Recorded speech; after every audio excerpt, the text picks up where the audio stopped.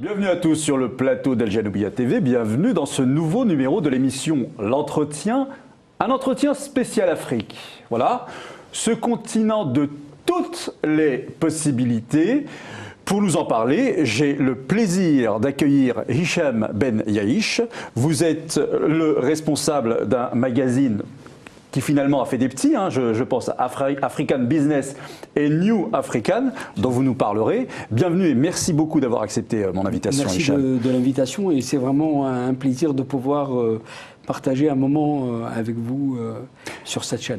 Eh ben c'est très important votre venue ici parce que, je viens de le dire, l'Afrique c'est le continent de toutes les possibilités, mais les bonnes comme les pires. Absolument. Et on a l'impression que l'Afrique ne va pas rester en l'état, et quand je dis en l'état, soyons clairs, c'est-à-dire dans un état qui a de gros soucis avec le développement. Et c'est peut-être rassurant, et en même temps ça fait peur. Quelle est votre analyse sur la situation actuelle en Afrique, même si j'imagine bien qu'il n'y a pas une seule Afrique, mais des Afriques? En tout cas, vous mettez vraiment le doigt sur une question centrale. En réalité, l'Afrique renvoie au monde et le monde renvoie à l'Afrique. C'est dire l'importance géopolitique de ce continent. Son enjeu majeur aussi, parce que c'est un continent qui constitue la dernière nouvelle frontière. Parce que comme il y a des besoins considérables pour le décollage de l'Afrique, le décollage économique, c'est un continent où les convoitises s'avivent, s'aiguisent, et d'où l'intérêt par rapport à ce continent et les sollicitations aussi. Donc c'est le moment pour l'Afrique de prendre conscience de son identité et de sa force pour en tirer bénéfice. Alors, si on fait un petit peu d'histoire, donc il y a, on ne va pas remonter très très loin, mais il y a d'abord les grandes puissances européennes, je pense notamment à la France et l'Angleterre, qui ont chacune une part de l'Afrique. Il y a des puissances moindres, je pense à l'Espagne, le Portugal, et il y en a d'autres, et qui, pour parler de manière schématique, se partagent le gâteau. Mais depuis fin des années 90, il y a pas mal d'autres pays qui sont les nouvelles puissances, les pays émergents. Je pense au Brésil, je pense à l'Inde, je pense à la Chine, je pense à la Russie. Tous ces pays-là, à leur tour, eh bien, réclament, pour garder la même expression, et ils vont à fond pour avoir aussi leur part du gâteau. Comment les Africains vivent-ils cela? Mais en réalité, ça tombait bien à un moment donné parce que tout le monde se désintéressait de l'Afrique. À un moment donné, pendant il y a une quinzaine d'années, entre 10 et 15 ans, il y avait un désintérêt total par rapport à l'Afrique. L'Afrique de la famine, l'Afrique du mal-être, de la mauvaise gouvernance. En réalité, depuis que on a pris conscience des enjeux des matières premières et surtout cet intérêt chinois par rapport au continent, il y a eu une inquiétude et un véritable, en fait, une conscience que le continent, il ne faut pas le laisser aux mains des seuls Chinois. La Chine, effectivement, pour son développement et pour son décollage, a besoin de beaucoup de matières premières. L'Afrique, ce qui est absolument fascinant dans la démarche chinoise, c'est que les Chinois ont appris l'Afrique en marchant. Parce qu'il n'y avait pas, au départ, une véritable stratégie à l'égard du continent. Donc, tout s'est mis en place vite, une accélération inimaginable, et d'ailleurs, pour un indicateur, c'est-à-dire que sur cet apprentissage de la Chine en marchant sur ce continent, c'est-à-dire que quand on voit comment les Chinois, à partir des produits chinois vendus en Afrique, on voit que le continent a été à un moment donné le cimetière des produits chinois. Pourquoi? Parce que les Chinois ont testé leur matériel dans ce continent. C'est-à-dire que les voitures, plein de choses, et donc ils sont montés en puissance et en gamme. À partir de là-bas. Oui, à partir de cette expérience, parce que un produit, il faut qu'il soit commercialisé. Ouais. Donc la Chine, puisque les produits chinois étaient à portée de la bourse des pays africains, elle a pu avoir un débouché. Et c'est un débouché commercial qui a permis l'essor de l'industrie chinoise. Ça, il y a le marché intérieur chinois qui a été un véritable levier par rapport aux produits chinois, et aussi l'Afrique, il ne faut pas l'oublier. Donc la Chine s'est constituée une doctrine, elle a commencé à cheminer, à comprendre la complexité africaine. Il a fallu du temps, mais la capacité d'adaptation, comme il y a une cohésion dans la manière d'aborder les pays et les choses, c'est-à-dire qu'ils ont pu avoir un retour d'expérience, s'enrichir des erreurs du passé pour pouvoir arriver là où ils sont aujourd'hui. C'est véritablement... la Chine est un bel exemple, en tout cas, de la compréhension de cet enjeu géopolitique, commercial, par rapport au continent africain. Alors, est-ce que cette compréhension chinoise a fait en sorte que les pays européens traditionnellement installés dans le continent africain se sont réveillés, se sont dit tiens, il se passe quelque chose et il va falloir revoir un petit peu notre logiciel. C'est ça que dans les analyses, si on ne revient pas au contexte, on fait une erreur d'appréciation.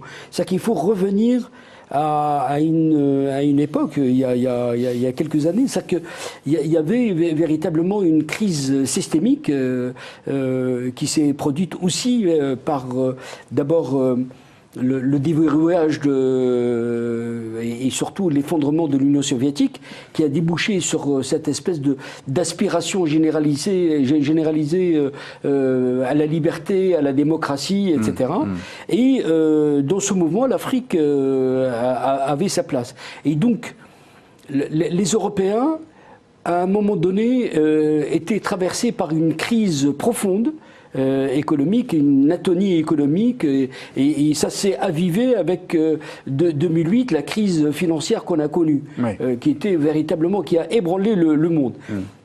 Et donc, en réalité, on a compris que pour qu'un pays fonctionne, c'est aussi vendre ses produits.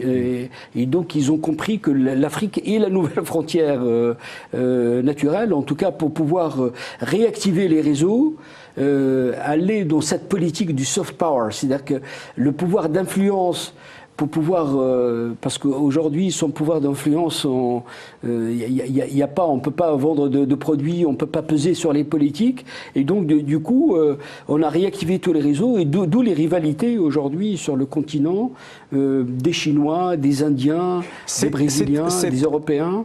Voilà, donc les pays émergents et les anciennes puissances. Oui. Est-ce que c'est les États-Unis, tiens, où sont-ils là-dedans ?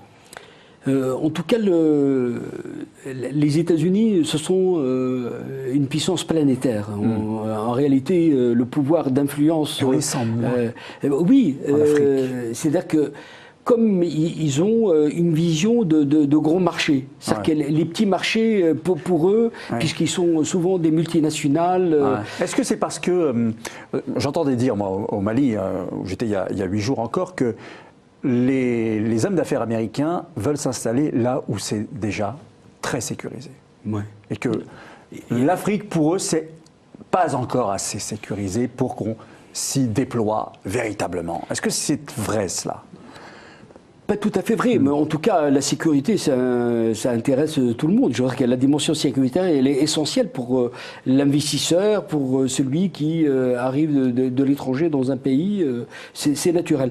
Moi, en réalité, les États-Unis s'intéressent à l'Afrique d'une façon sélective. C'est-à-dire qu'elle a un certain nombre de secteurs stratégiques, comme l'énergie, comme les télécoms, comme des secteurs essentiels, qui mobilise les moyens, le pétrole évidemment, qui mobilise les multinationales américaines, les majeures, parce qu'ils ont des stratégies globales, des stratégies avec une rentabilité importante, et donc l'Afrique évidemment ils s'y intéressent, ils ont des voies de pénétration, notamment l'Afrique du Sud, le Nigeria, le Ghana, des pays sous influence, un peu le Kenya, et du coup, en réalité, les États-Unis ils ne sont pas absents, ils suivent de très près, ils ont même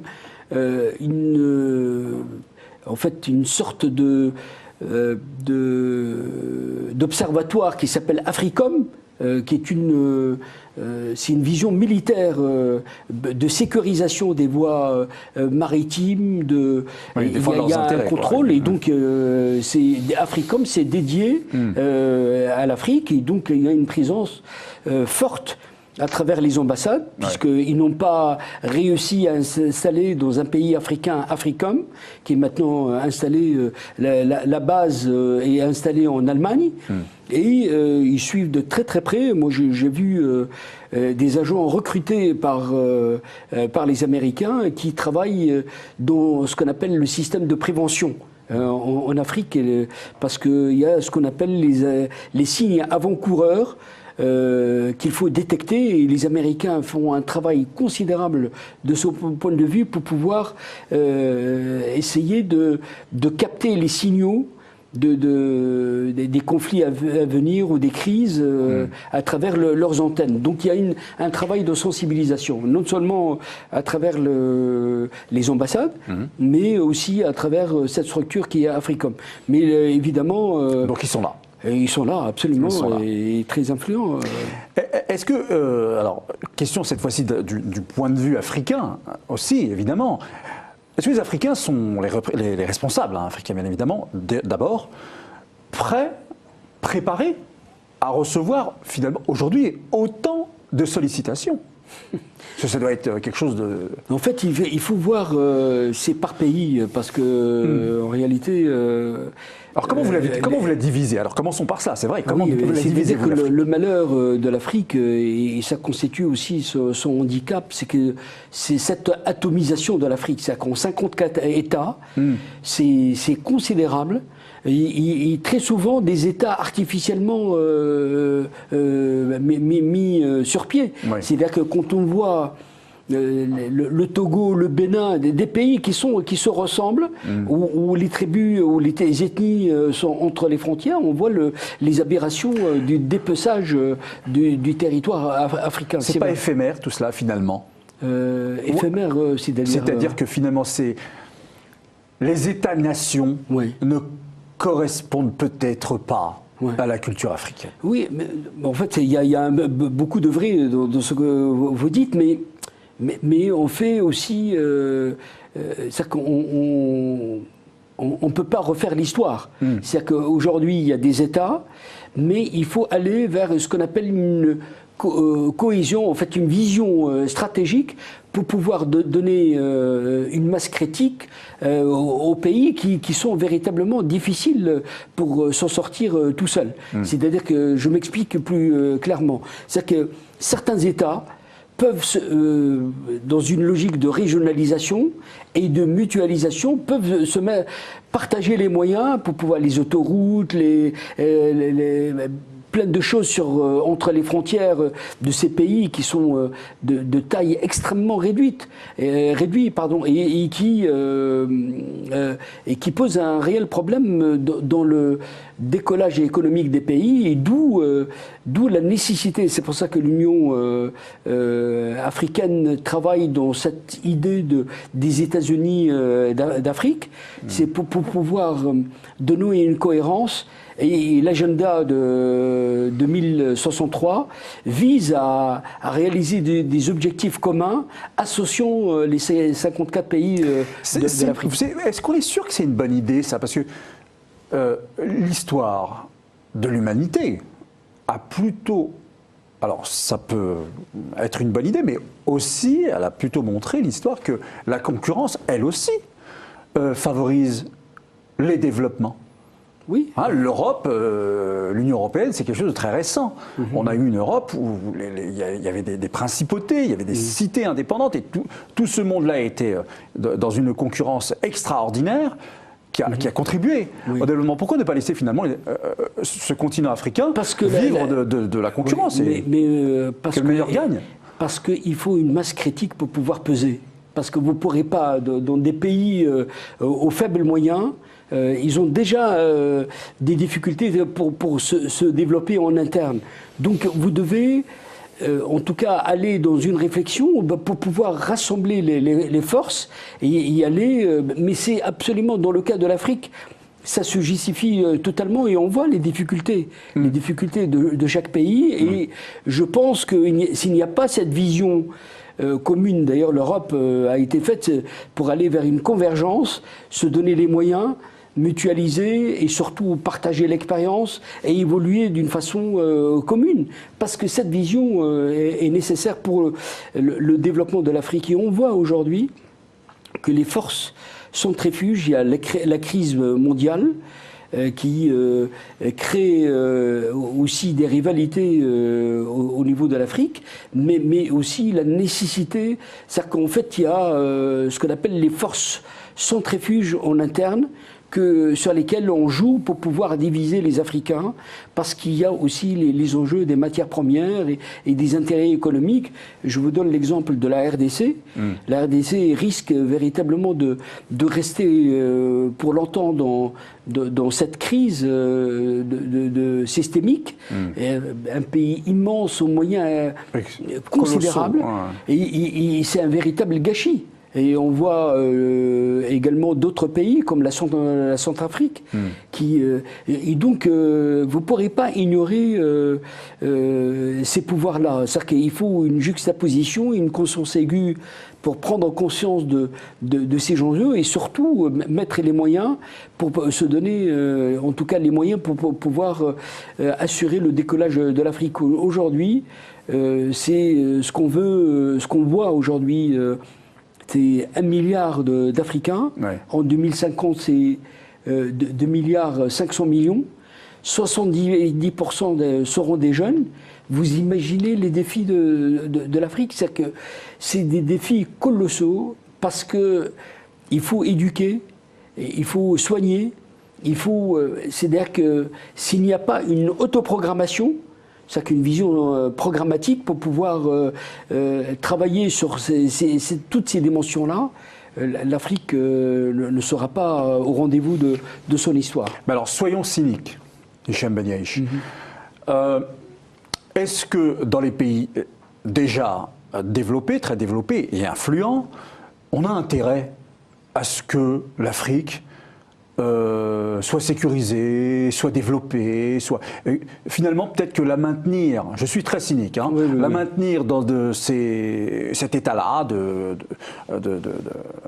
que vous venez de décrire pour la RDC et dans d'autres régions africaines, finalement ça intéresse aussi certains et que voilà, c'est ce qu'on entend dire en tout cas. Oui, mais en tout cas c'est une vision, certes, vous avez tout à fait raison de raisonner par dérision et une vision scénique, certes, parce que en réalité il y a un effet boomerang. L'Afrique, si elle est désunie, elle est en conflit ou en crise, ce que vous voyez, les filières d'émigration vers l'Europe, ils vont se déverser par des millions. Et donc l'instabilité, personne n'a intérêt à l'instabilité. D'accord. Ce serait une instabilité qui nous reviendrait à tous en pleine figure. Absolument. Elle serait dévastatrice. Et je pense qu'il est important aujourd'hui véritablement de stabiliser l'Afrique et surtout de l'aider à se sortir. Mais je pense que s'il n'y a pas une action menée par les Africains eux-mêmes, personne ne viendra à leur place résoudre les problèmes. C'est-à-dire que c'est d'abord les solutions africaines qui pourront permettre à l'Afrique de se sortir de la situation et surtout de son développement, sous-développement. Alors justement, pour parler des solutions possibles, les énergies renouvelables en Afrique, c'est un mot très à la mode. Est-ce que ça va rester un mot à la mode ou est-ce que ça se concrétise sur le terrain? Est-ce qu'il y a des choses de fait? Je pense que le monde entier a intégré l'importance des énergies renouvelables. Quand on voit, tout à l'heure, je vous disais, 50% de la biodiversité a été saccagée. C'est-à-dire que la planète aujourd'hui fonctionne à moitié par rapport à la biodiversité d'avant. C'est dire les enjeux climatiques. Les enjeux climatiques sont vraiment, pour l'humanité entière, un élément très important. Dans tout cela, il y a une conversion intellectuelle et technologique vers ce qu'on appelle les énergies propres. L'Afrique, vraiment, c'est le lieu géométrique de ces nouvelles énergies, parce que c'est un continent qui est encore vierge, qui a des possibilités énormes. C'est 150 fleuves et autres rivières. C'est-à-dire que c'est des moyens considérables. Ouais. Et l'Afrique peut avoir de l'hydroélectricité, mais aussi, grâce au soleil, il y a énormément, et il y a une évolution. Même la Chine est en train de se convertir vers ces énergies renouvelables. Donc, ça impacte d'une manière ou d'une autre à l'Afrique. Ouais. Et cette réalité est en train de toucher l'Afrique. Mais certes, avec une certaine lenteur, mais évidemment, l'Afrique est au cœur de cet enjeu. Hein. Ouais, on salue d'ailleurs les efforts de M. Mohamed Ajroudi qui s'intéresse beaucoup justement dans les investissements, dans notamment dans le bassin du Congo. Déchets, oui. J'ai vu ça, mais c'est quelque chose d'énorme. Absolument, absolument. C'est vraiment le poumon. Cette région, c'est un potentiel considérable. Alors, est-ce que le continent africain ça a un lien avec les énergies renouvelables. Ouais. Évidemment, quand on prend une photo satellite de la planète, la nuit, il y a un continent qui est éteint, c'est l'Afrique. Oui. Mais ça, c'est malheureusement les paradoxes de l'Afrique. Et c'est pour ça que le président de la BAD, Adesina, a fait, la BAD, la Banque africaine de développement, a fait parmi les 5 priorités de sa gouvernance, de l'électrification un élément central. Évidemment, l'électrification a un véritable rattrapage à faire sur ce continent, et je pense qu'il n'y a pas uniquement... D'ailleurs, même les Américains, il y a Power, à l'époque d'Obama, il a monté autour des énergies c'est un enjeu qui intéresse beaucoup de gens, et la fondation qui a été montée qui est présidée, maintenant il a quitté, par Borloo, était sur l'électrification, basée sur l'électrification. Donc la question majeure, c'est vrai, je rencontrais des Marocains qui faisaient, une entreprise marocaine qui faisait un barrage, justement, dans le nord de la Guinée. Vous savez ce qui me fait peur, moi, c'est que, tout le monde est dehors, et il y a de la vie, et on fait plein de choses ensemble. Moi, ce qui me fait peur, c'est que l'électricité venant, que le continent soit totalement connecté, eh bien que finalement les gens ne se voient plus, ne se parlent plus, et qu'on se retrouve comme, vous entrez dans un café à Los Angeles, tout le monde est sur sa tablette, et plus personne ne communique avec personne. Ça me fait peur un peu. C'est une vision, vous avez raison, c'est-à-dire qu'il faut garder une vision de notre humanité. Hein. Voilà. Ça, c'est un élément fondamental. Oui, au développement, mais attention. C'est absolument. Je crois qu'elle est pertinente comme question, mais c'est vrai, ça c'est le risque.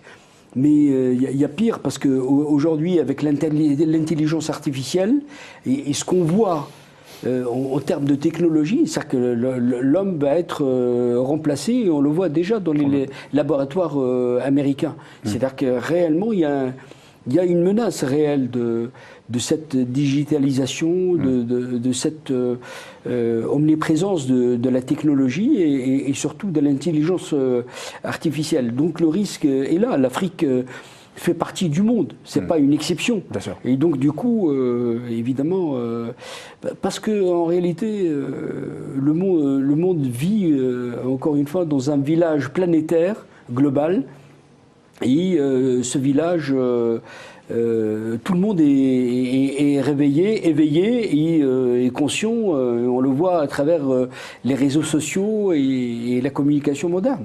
Alors justement, alors là on ne parle pas de réseaux sociaux, mais on parle de vos magazines.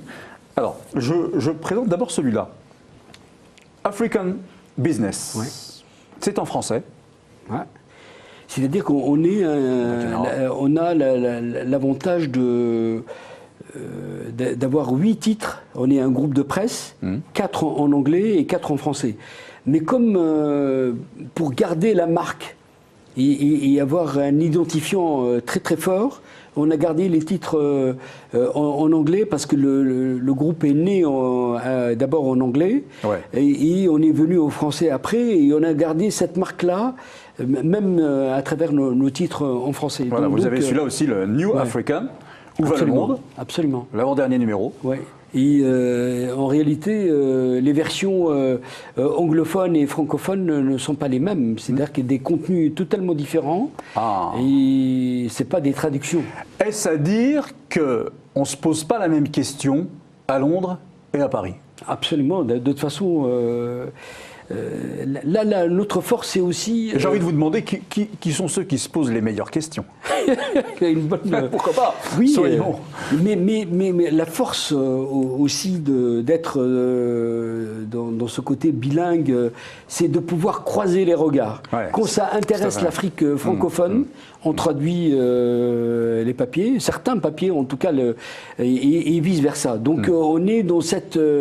on est au-dessus des frontières et on essaie de réconcilier les deux Afriques. Ah, c'est plus intelligent, ça. Oui, forcément. Mais oui. Forcément. Mais si je vous dis par exemple que, voilà, le titre là, vous avez l'Afrique exclusif, l'Afrique selon Bill Gates. Alors qu'est-ce que c'est ça? C'est un long entretien. Nous avons rencontré le CEO de notre groupe, Omar Ben Yadder, a rencontré Bill Gates pendant 1h30. Et on a réalisé réellement un entretien de fond avec lui sur sa alors, vision de l'Afrique.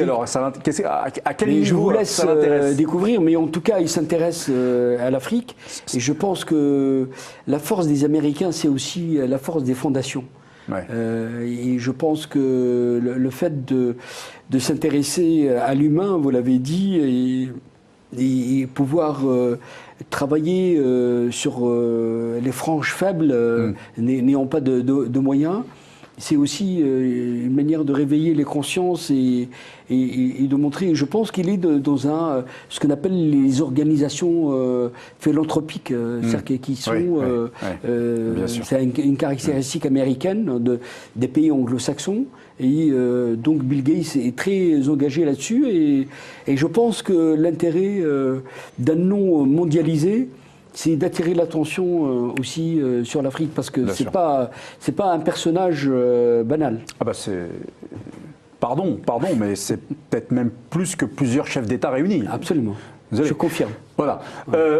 Mais si je vous dis, Hicham Ben Yaïch, que l'avenir aussi, le présent et l'avenir de l'homme africain, de la femme africaine, donc dans son développement, ne pourra se faire que si cet individu dans son groupe, ne considère et ne reconsidère que mieux son environnement. D'abord, qui il est, son identité, puis son environnement, et ensuite s'ouvrir aux autres. Mais ne pas griller les étapes. Peut-être qu'aujourd'hui, l'Africain ne se connaît pas assez dans son identité, ne connaît pas assez son environnement propre, et c'est déjà trop vite, par la force des choses, il ne l'a pas choisi, ouvert aux autres, grillant un peu ces deux étapes qui font que le petit garçon ou la petite fille ne connaît pas. Vous parliez de fleuves magnifiques, et donc avec une végétation luxuriante extraordinaire, c'est le paradis sur Terre. Il y a des endroits, c'est extraordinaire. Ce qui est vraiment pertinent dans votre approche, d'abord c'est une question anthropologique qui montre l'importance des valeurs. Et vous mettez vraiment le doigt sur l'identité africaine. Comment aujourd'hui construire une altérité, cette richesse de l'identité de l'Africain d'aujourd'hui, et c'est un élément fondamental parce que préserver en tout cas cette humanité en soi est un élément qui garantit l'avenir de l'Afrique, parce qu'on est dans la continuité, même si on évolue et on change, et on se transforme. Et c'est un élément qui est en train d'être posé par les intellectuels africains. Nous, on a fait un dossier sur les 50 intellectuels africains, et on voit les interrogations sont vives, mais l'Afrique a besoin réellement... c'est-à-dire que c'est un continent qui a 65% d'analphabètes. C'est considérable. C'est-à-dire que pour réussir le développement, il est impossible de laisser à la marge, en tout cas... plus de la moitié de sa population. Plus que ça. Et je pense qu'il est impossible de concevoir une évolution de ce continent sans attracter cette population, lui donner les moyens, parce que la bataille du savoir est un élément fondamental pour le décollage de l'Afrique. Et la bataille, c'est l'éducation, et donner les moyens aussi... de subvenir à ses besoins. Je pense que l'Afrique est consciente de ces enjeux, mais elle négocie, c'est le moment de ce qu'on appelle les périodes de négociation. C'est maintenant. C'est maintenant. C'est réellement... soit l'Afrique sera au rendez-vous de son histoire, ou elle va être complètement en dehors de ça. Donc c'est une accélération du temps. Et c'est une négociation fondamentale pour pouvoir envisager l'avenir. Merci beaucoup, Hicham Benyaïch. Donc je remontre à la caméra vos magazines. African Business. Alors ça, c'est plutôt adressé à ceux, vous me corrigez, hein, qui veulent investir en Afrique. Absolument. Je crois les décideurs, les chefs d'entreprise, et les curieux. Tous les milieux d'affaires. Et les curieux. Oui, les curieux. Aussi, hein, parce que ça peut susciter chez vous des vocations. Et vous avez New African, le magazine de l'Afrique. Qui est un concept transversal, comme l'Express, Le Point, et qui aborde des problématiques. Absolument.